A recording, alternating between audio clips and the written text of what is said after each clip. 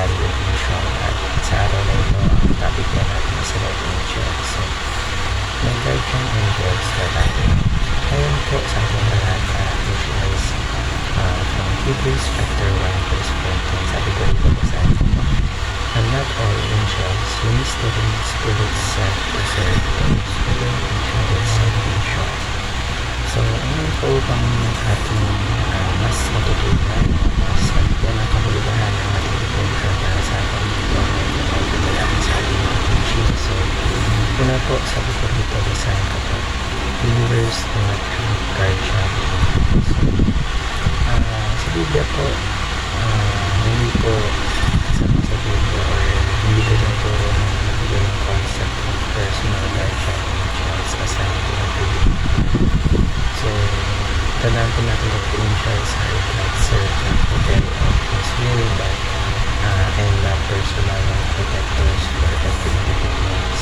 So, dalawang po, believers are higher than angels. So, distinction po na-emphasize po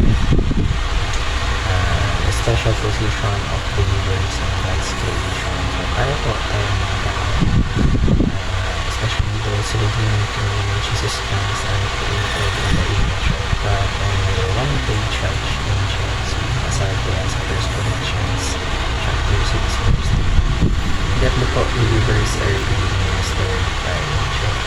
So, believers do not have those knowledge of angels. Angels are sent naman po by God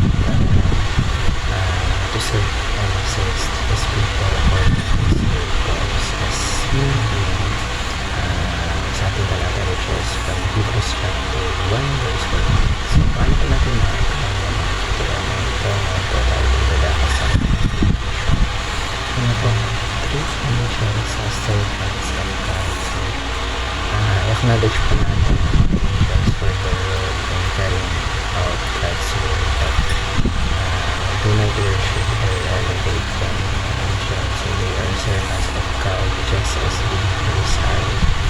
Ikalawa po, do not fear fallen angels or demons. So, believers, tayo po delighted and in God's power and abilities. And since Christ has already defeated Satan na natalo po ng ating Panginoon sa Kristo sa Lord na Mas, there is no reason to fear. Wala tayong reason para po natakot sa mga demonyo or sa mga fallen angels.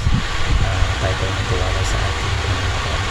And lastly po, mas matapang is pray to God then and directly. So, instead of focusing on angels for help or protection, let's rely on God Himself. So, through prayer, kasi prayer is a direct line to God, He sends prayers and simple His will.